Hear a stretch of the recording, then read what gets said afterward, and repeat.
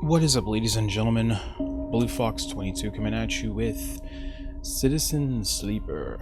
I will leave all links in the description as usual, but I figured we would do this as like a little Sunday weekend RPG-ish game. It's really not an RPG, but you'll see. Think of tabletop games like Dungeons and Dragons, Pathfinder, stuff like that. It's a tabletop style game, and we'll see what it's like. So let's see, we have operator,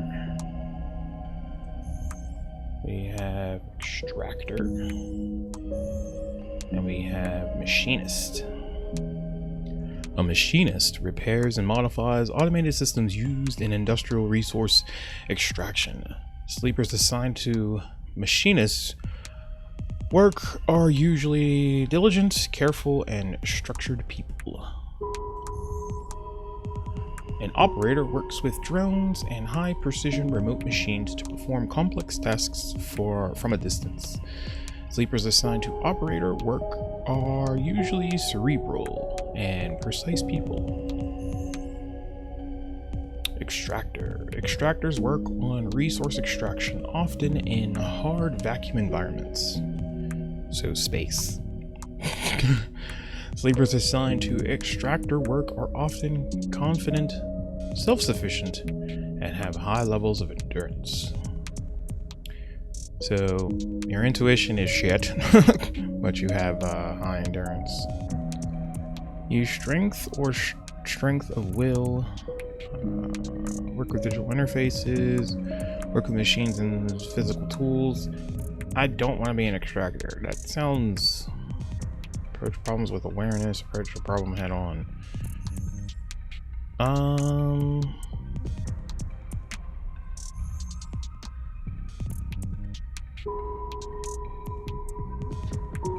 Let's go with let's go with the machinist. We'll do that. The first thing you become aware of on waking is the disconnect, delay between thinking and feeling, between wanting to act and acting.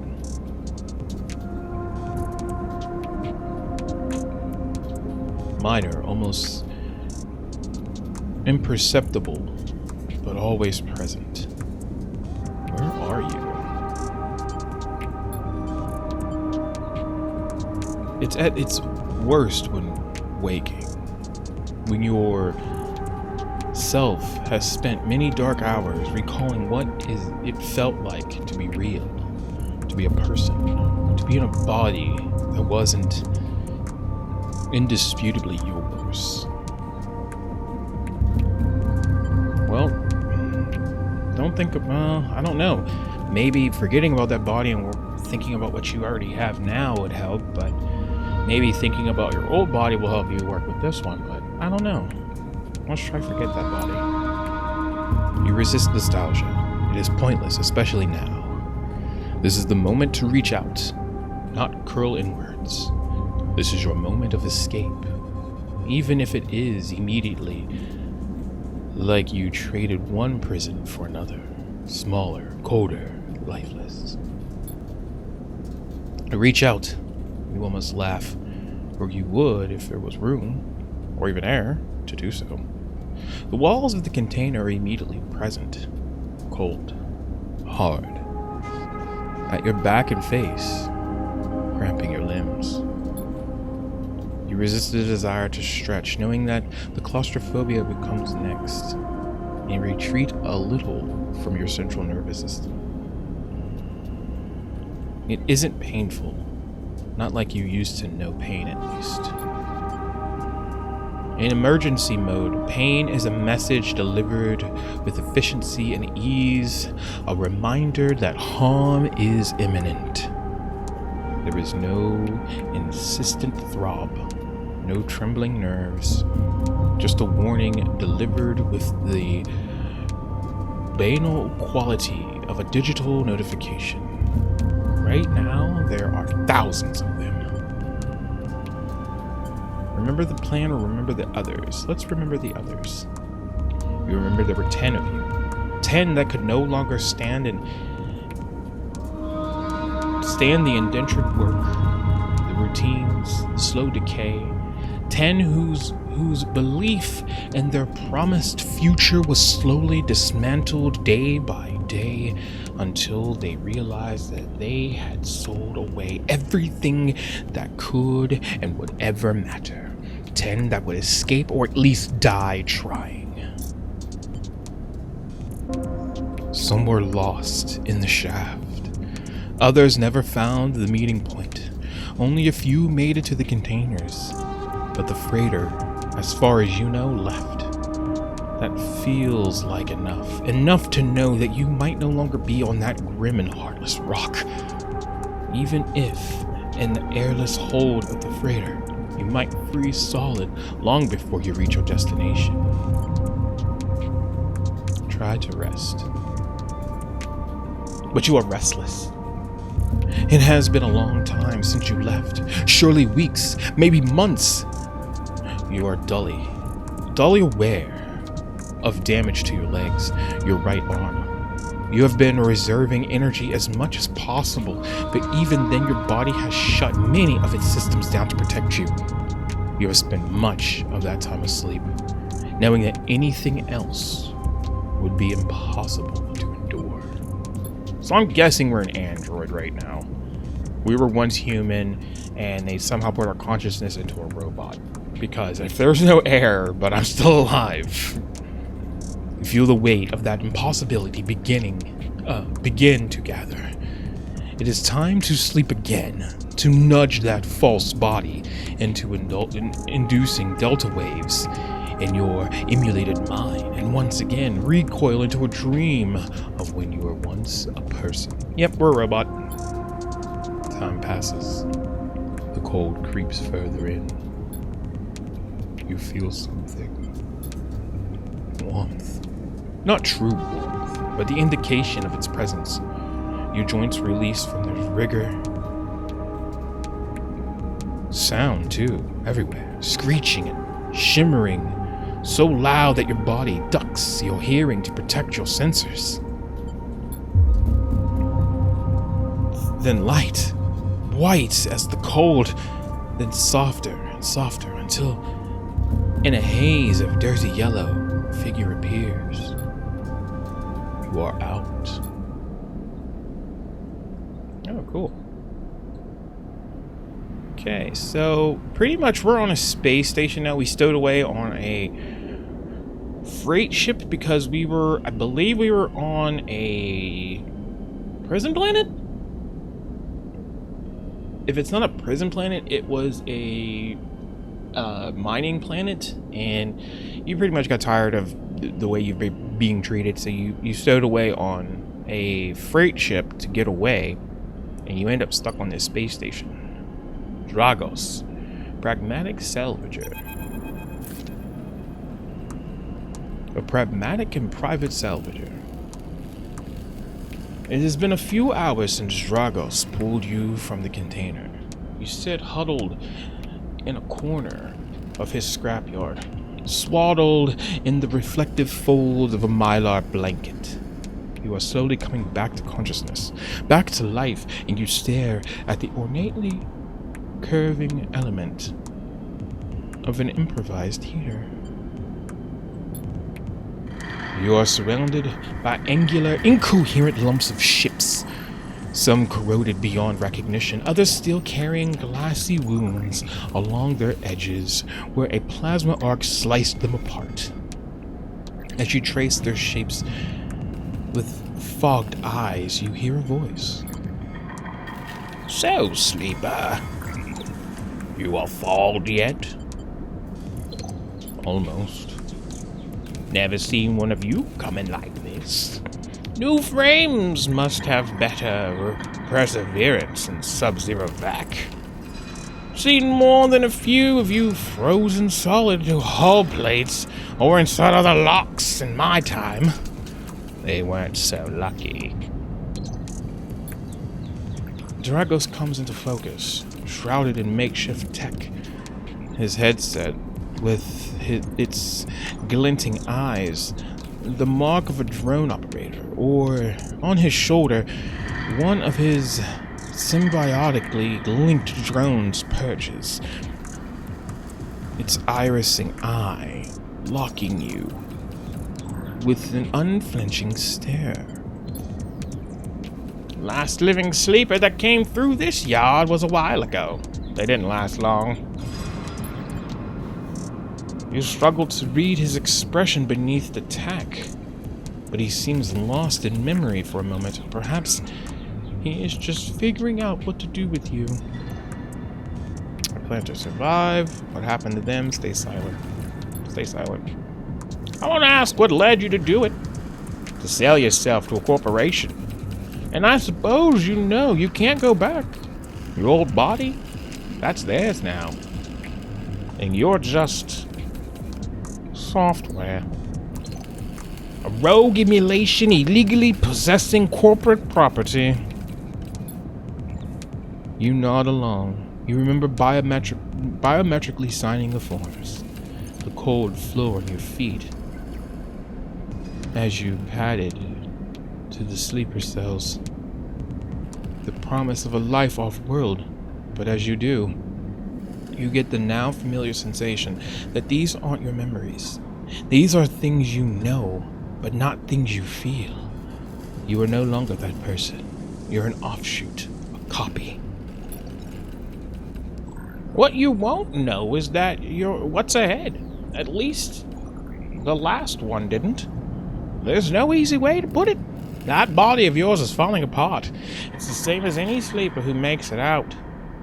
S&OP wants to protect their property, but if they can't keep hold of you, well, then no one can. You remember that too, or at least rumors of it, from the other sleepers.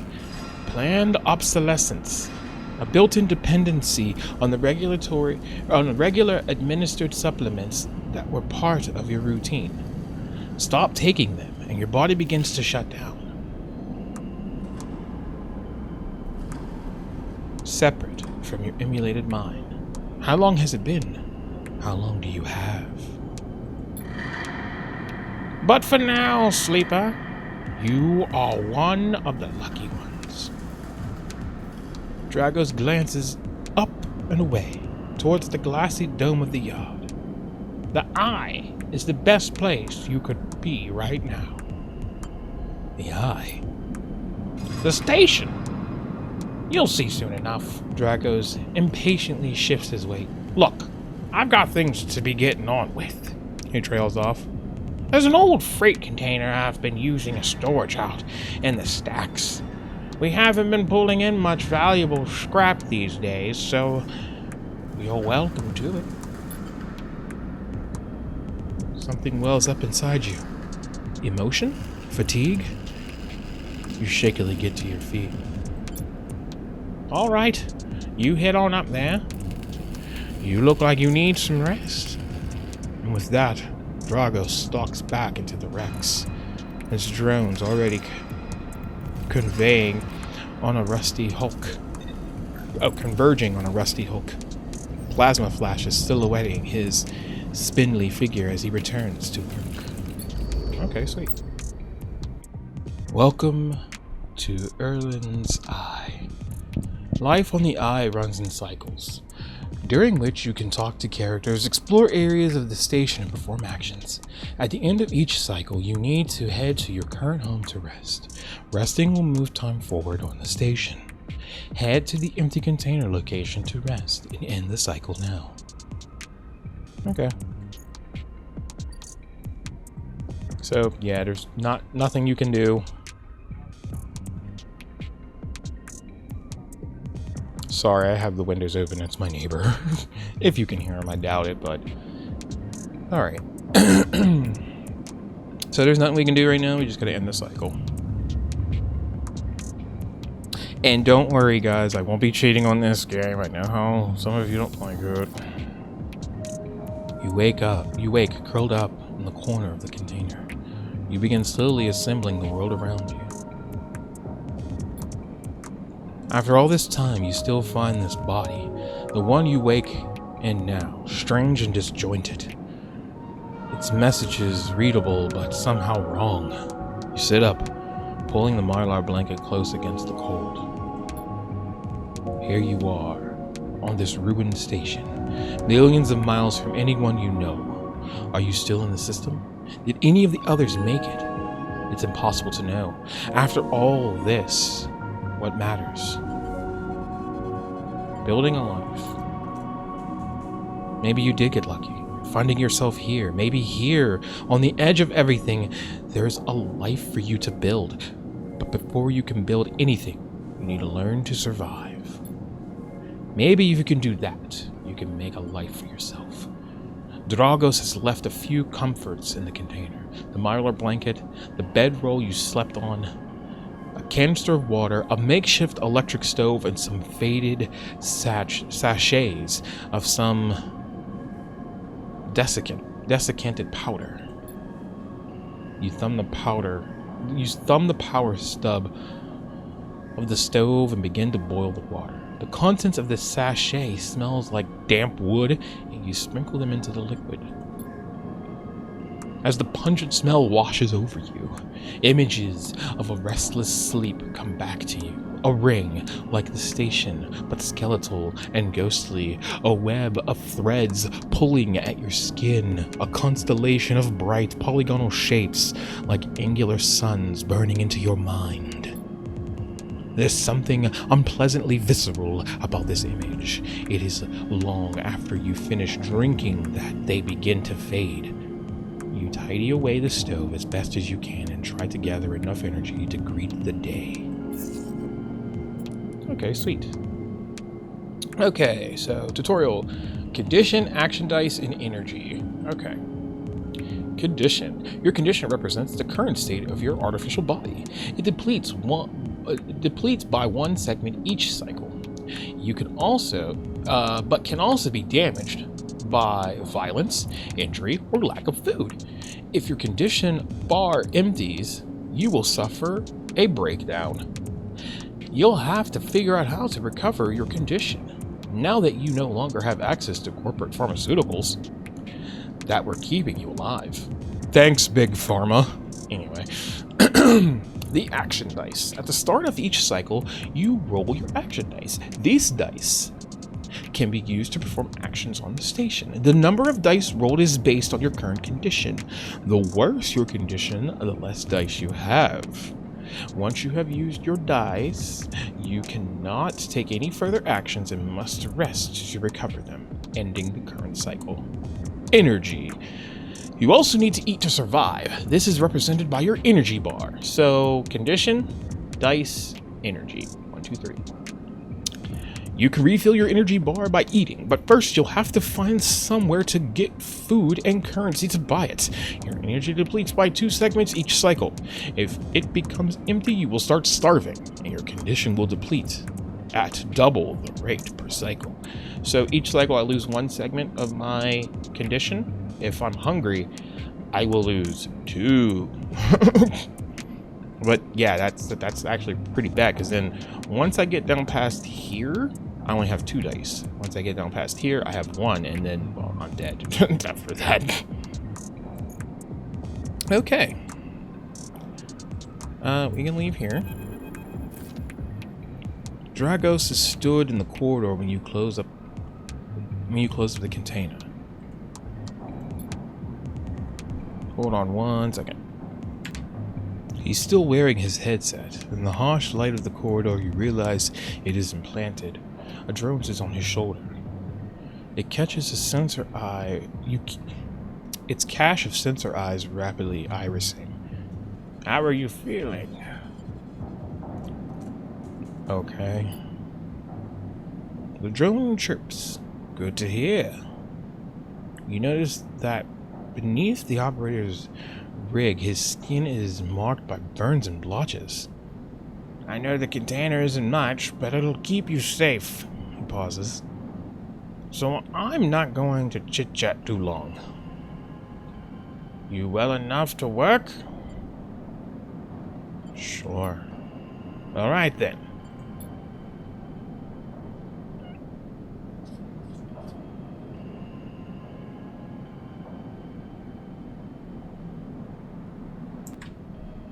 At the yard, it's simple stuff. We hack these old hulls down, sell them off to the shipyards or to the bright market dealers for cryo. Occasionally, we put out some tech. Something with a bit more value. But most of what comes in is scrap. It's hard to find good hands here, but I figured as a sleeper, you'll be used to the manual labor. And obviously, I'll slip you a few chits of commission based on what you turn out. Chits? These. He pulls out a handful of small metal bars. Air-walled cryo, isolated from the market. It's what we use to trade out here. He stuffs them back in his pocket. He shuffles his feet nervously. Look, I won't usually do this. In my opinion, you'd be best suited moving on as quickly as you can. And sleep as well, he trails off. But things being the way they are, for me at the yard, he pauses. I need the help. Why? Hold on 1 second. Things are a little tight, that's all.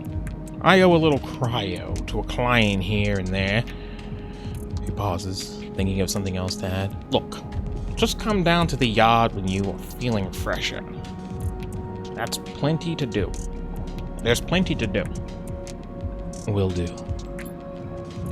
He nods distractedly and turns and walks away, the drone hopping along ahead of him. See you later, he calls back. Looks like it's time to get to work. Okay. There. So we have the empty container, we have Drago's yard, and we have the low end gate. What's at the low end gate? Pay low end toll. Oh. Well, we can't do that. Okay, so let's look at our hub. So we have cryo. Cryptocurrency stored in air-walled sticks of memory known as chits. We have data, which we don't have anything. We can view our character. We don't have any upgrade points yet, but we have efficient extractor. Chance to gain random scrap item on engineer actions. Transfer intercept. Chance to gain cryo on interface actions. Okay. I think I'm going to definitely want that one.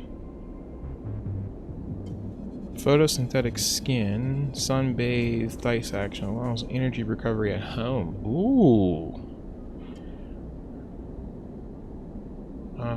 Predictive reasoning. Dice actions display potential positive and negative outcomes. Definitely want that. Thrill Seeker, chance to gain energy after any engage action. And then these ones need 2 upgrade points. Ooh. I don't know which one I want first. Do I want to save up and get the 2 upgrade points and get that? Or do I want to go for getting the chance to gain the extra cryo? Something to definitely think about. Alright, so let's go see what Dragos wants. Okay, tutorial actions 1 of 2. Actions are the primary way to interact with the world of Citizen Sleeper. To perform an action, click and drag your chosen action die to the slot. Okay, so we have repeatable action. Okay. Actions reward you with clock progress, energy condition, and items depending on their outcome. There are 3 types of outcome. Positive, the action goes better than expected. Neutral, you succeed. And then fail, the action fails. So negative. 100% chance positive, so that's six-sided die. A 6 pip die will give you a 100% chance. A 5 pip die will either give you 50% chance positive or neutral. Ooh. 3 and 4 will give you 25% chance positive, 50% chance neutral, with a 25% chance of negative. And 1 or 2 will give you a 50-50 of neutral or negative. Ew. Okay. Actions. 2. Actions display information about their type, risk level, and the skill and modifiers they apply to the action. Okay. Type. Number 1. Type. Certain critical or repeatable. Either critical or repeatable. Critical actions can only be performed once. Risk. Either safe, risky, or danger. Safe. No loss of condition, energy, or cryo. Risky. Negative outcome means cryo or energy loss. Danger. Negative outcome means condition loss. Neutral outcome means cryo or energy loss. And then skill. The skill that this action requires either engineer, interface, endure, intuition, or engage. Modifier. Either -1, 0, +1, or +2. This is added to the action dice when slotted and improves its value. Some actions require a +1 to perform. Ooh. Okay. So, I can either do a repeatable action of Hall Dice action, or I can do manual salvage. One is risky, the other one is safe. I have 2 6s, and I have a 5. So we have a 50-50 for neutral or successful. So let's go with +5 with risky.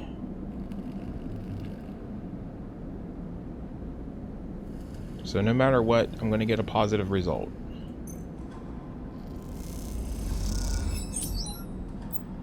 Alright. Tutorial. Clocks. Actions often progress clocks. Clocks are displayed below the actions that fill them, and they track your actions and how they affect the world. Filling a clock means something good or bad is about to happen. Some clocks, such as the one tracking Dragos' death, are cycle clocks. These clocks tick themselves once each cycle and can complete without player input. Any active cycle clocks will be displayed on the icon for that location. So we have a debt called in, and then we have Dragos is tied up in something ugly, and if he misses a payment or 2, things could get nasty. Back in business, every salvager knows they are always just one lucky haul away from their next payday. Alright, so let us do a 3 for the safe. We'll do that. Oh. Survive. Find a doctor. In Citizen Sleeper, you'll unlock drives as you discover more about yourself and the world. Drives guide you in pursuing specific objectives depending on which path you wish to take.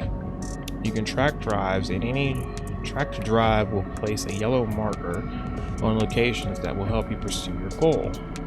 Access your drive menu via the arrow button at the top left of the screen. Okay. You are now free to explore Erlen's Eye and make a life for yourself here. Try tracking a drive to help you survive. Look for food to keep your energy up and a way to recover condition. Fill clocks to progress stories and find new opportunities. Remember to end cycle at your home when you are out of dice. Okay. Use the mouse or WS to scroll on the station. Rotate the view with A and D. Good luck. Okay.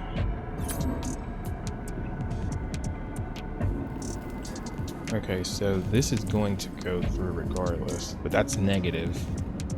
and that's a cycle clock. This is through our actions. Okay. When we have this drive to find a doctor,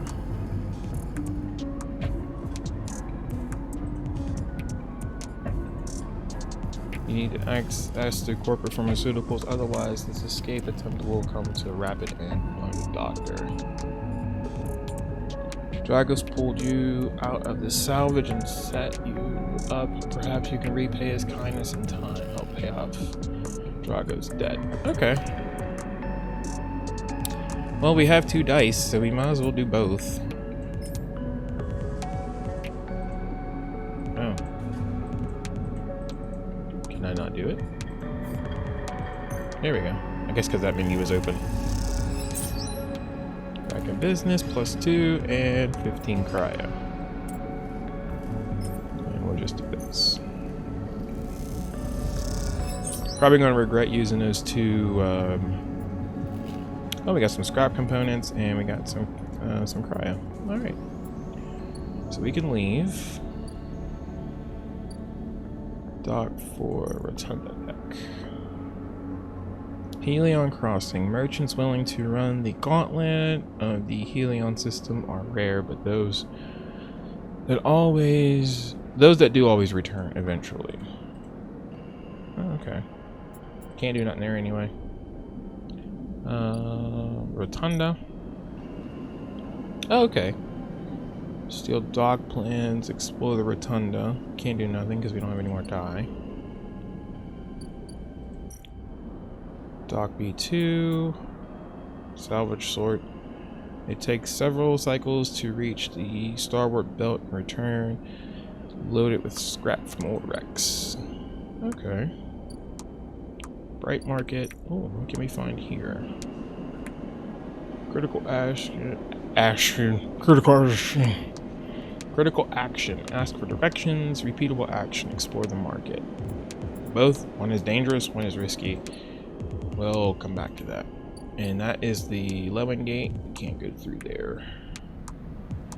And this is the shipyard. Again, can't do anything because we used our dice up for this turn, but it is what it is. All right. So we finished our first cycle. We can end it, and can definitely gonna come back to this. So we lost 1 conditioning, and we are now starving. We need to eat.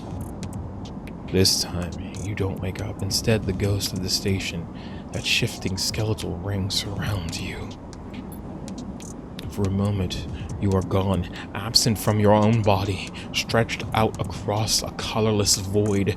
Then the connections begin to establish themselves, threads tugging on the edge of your mind.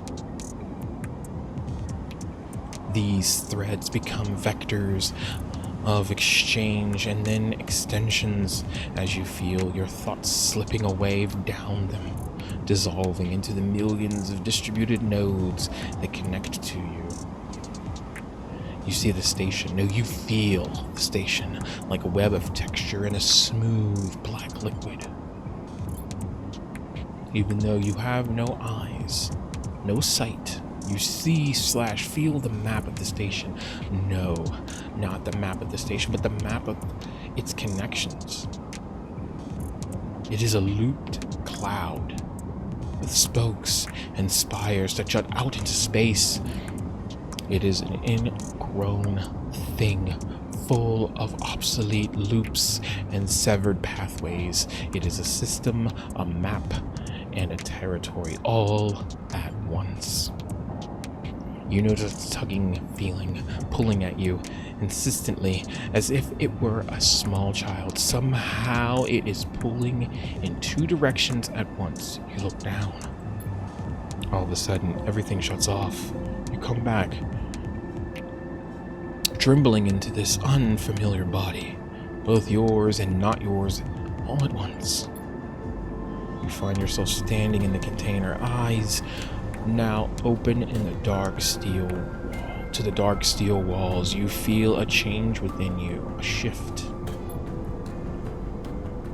You close your eyes for a second and you feel it waiting there. The station splayed out across your mind.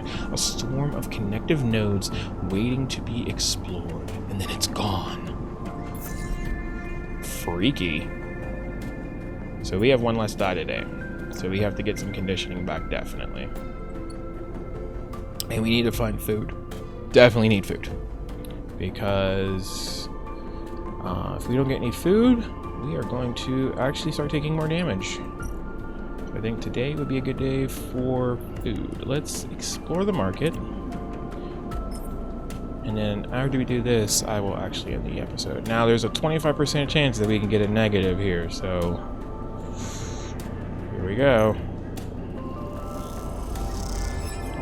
Oh, we lost some energy. Alright. Let's do this, but this time we'll get positive.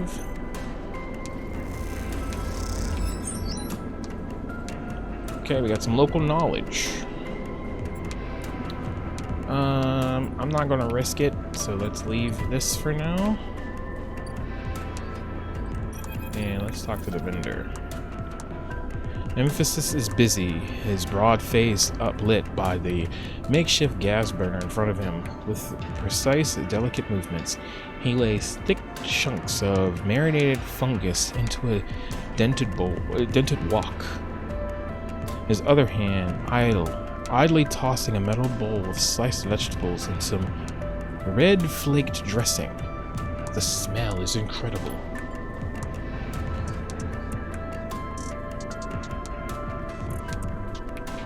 Hold on one second. You watch as he fulfills a set of orders, heaping the fungus with the bright salad and depositing it in plastic trays. A stack of chips rattles in his apron pocket as customers file past the burner, handing over payment. You join the queue. It's mostly made of off-duty salvagers, vac suits unzipped and rolled down to expose stained vests, grubby mods, and a lattice of scars and tattoos. They discuss the best food on the eye, the best drink, comparing notes on bright market dives. Their words cut through with heavy spacer slang. Eventually it's your turn, and you shuffle to the front. Emphasis speaks in a deep, even tone without looking up. First try is free. The smell is almost unbearably strong as he cooks. The earthiness of the fungus laced with something so spicy the smoke makes your eyes water. The heat from the burner is like a bonfire, and your skin hardens in its glare. His skin hardens? What? I know you. You sleepers. Emphasis says while he cooks, his voice deep but clear. A hard life. A lot of stories. He glances up from beneath his cap with eyes piercing. I know. You begin to tell him about your journey to the eye, and he nods as he cooks, his eyes never leaving his work. You tell him of the confusion, the pain, but also the sense of possibility in its sudden arrival.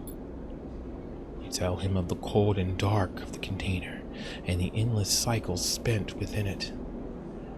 Now it seems you tell him like some dream that you once had but can never forget. You tell him that the eye excites you and scares you, and you're unsure where to walk, where to look, what to do. Eventually you tail off, running out of words. He places a plastic tray of steaming fungus in your hand. Next time, we can talk some more. He smiles, but next time, you pay. He slams a heavy hand against a button on the burner's side, and it shuts off. The roar of the flame and its impressive heat fades. Next time then, sleeper. He waves you away and begins to oil the walk. Before you turn back to the alley, you notice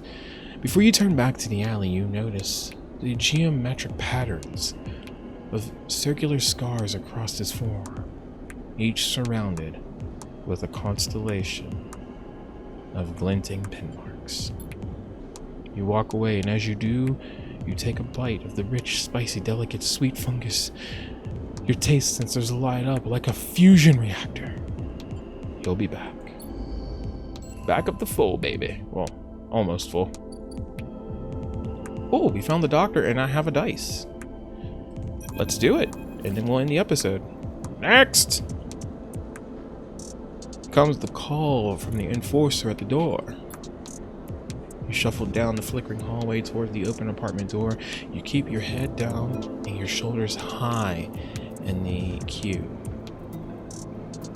trying not to bring attention to yourself. You were thankful for the tip-off that a doctor was operating out of this place, but now you are here. You aren't so sure. I think they forgot that. But now that you are here, you aren't so sure. The gang enforcer on the door, the flickering light strips, the decaying hat block, they have all made the long queue a test of your nerve. But your options are few, and without a supply of stabilizer, your body will. You suppress a shiver and shuffle forward to the front of the queue. You try to find something to distract yourself. Lean against the doorframe and look into the apartment. The entryway is dark, punctured by the green indicators of stacks of sealed containers. You lean in and see amber light filtering through a far doorway, screened with plastic sheeting, beyond which blurred shapes move. The slap of the enforcer's palm against the doorway jerks you awake. "Wait your turn," he growls. For a moment, a figure pushes through the doorway, and you catch a distant voice. "Send the next one in, Toshiro." The enforcer jerks his head, and you slip inside, passing through the dark entryway and pushing through the plastic sheeting on the far door. The room beyond is bathed in warm light. A floor-to-ceiling transparent panel gives a full view of the bright market sealed float roof and the buzzing traffic above. And for a moment, you are transfixed by the motion. "Come sit." Sabin, so it's a dude. "Come sit. Come sit." Comes a sharp voice, and you see a silhouetted figure turned away, replacing the plastic sheet over the frame of a simple folding bed. You make your way across the room. The figure turns as they do. You see an expression of confusion flash across their features. They open their mouth as if to speak. They blink, and then quickly regain their composure. "Please sit." They gesture to the bed, then turn to an open case of tools on the table. You sit. Sabin turns, a compact diagnostic scanner of some kind in their hand. They hold it to their eye. "Remain still, please." Their tone is clipped and businesslike. You stare ahead, still dazed from their expression when you entered. Fear, recognition, sadness, unmistakably etched across their face. "How long have you been on the station?" they ask, the scanner still on their eye. "A few cycles." They nod. "It's good you came to me." They set their diagnostic scanner on the table. "I'm going to start by assuming you don't know anything." They take your arm and roll up your sleeve, inspecting your synthetic skin. "Your body is dying," they say without ceremony, without drama, but not without empathy. SNOP doesn't like to see its property and proprietary technology let loose to prevent bodies like yours, frames as they call them, from being stolen, repurposed, or in your case, escaping. They built in a process of so-called planned obsolescence. Frames decay rapidly but not regularly injected with stabilizer, one which SNOP remains the sole producer of. They look up. Sound familiar? Yes. Good. That may help. They swap to your other arm, running some thin metal device over your skin. You feel your forearm tremble. I'm sorry, Sabin says.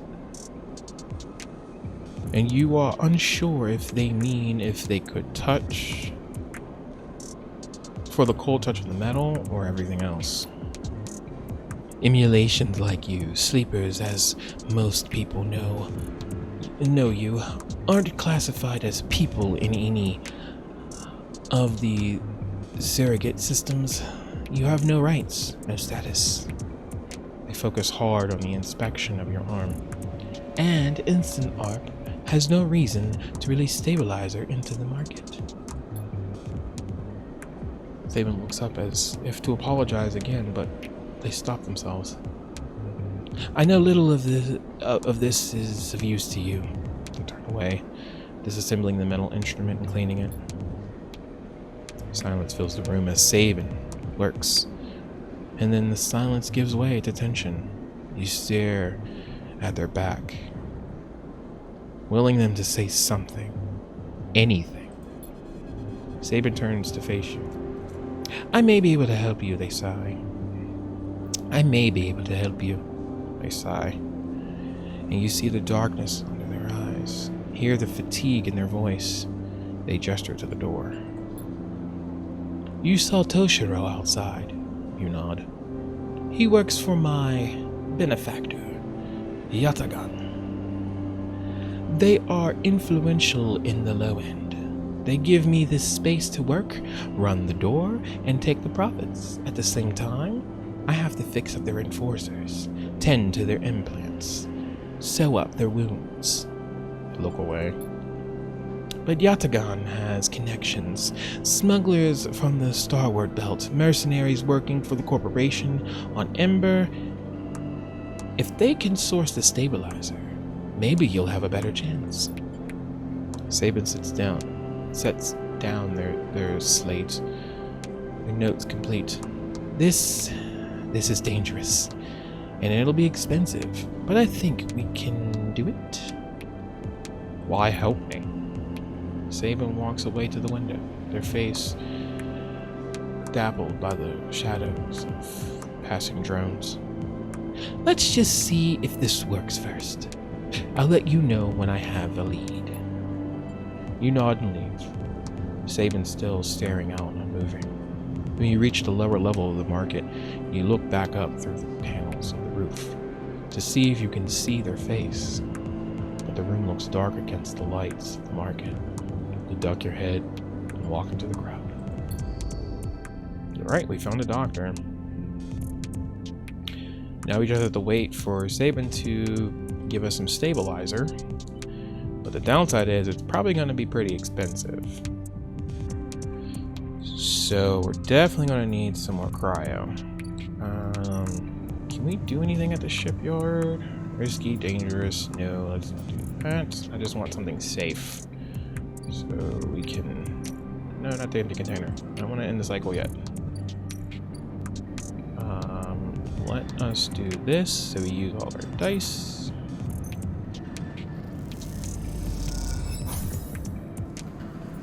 Let's leave. I want to get some more food. Alright, so it's only 15 cryo, that's not bad. Alright, we got a full belly,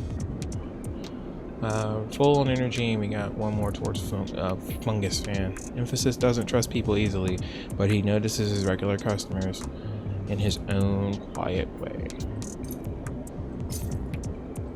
I wonder if it'll let me do that. I know that's a waste of cryo, but if I can get this boosted for now, then I might be able to get something for that in the future. And if that's going to keep me, you know, if it's going to make Emphasis happy and I get something from Emphasis for doing this, so be it. I only have to do that one more time, and maybe we'll get a bonus for that, maybe a discount. It'll cost us 10 cryo or 7 cryo to get food, you know, little things like that. Okay, so I have to wait 3 cycles to get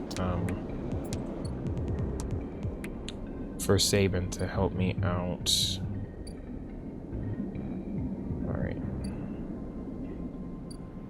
so we can't do anything else. We have no dice.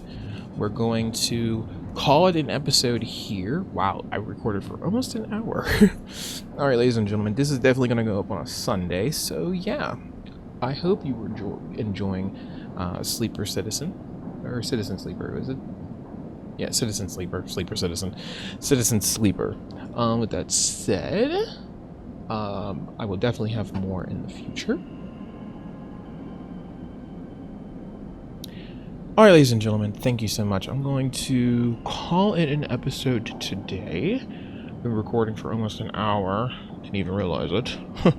But yeah, with that said, thank you so much for tuning in today. As always, I'm your host, Michael Gardner, aka Blue Fox 22. As always, stay safe, stay as healthy as humanly possible, and above all, stay foxy. Don't forget to like, comment, share, and subscribe. And ladies and gentlemen, I will see you in the next one. Take care. Have yourselves a wonderful day and or night whenever you decide to watch this. And I'll see you in the next episode of Citizen Sleeper. Bye-bye.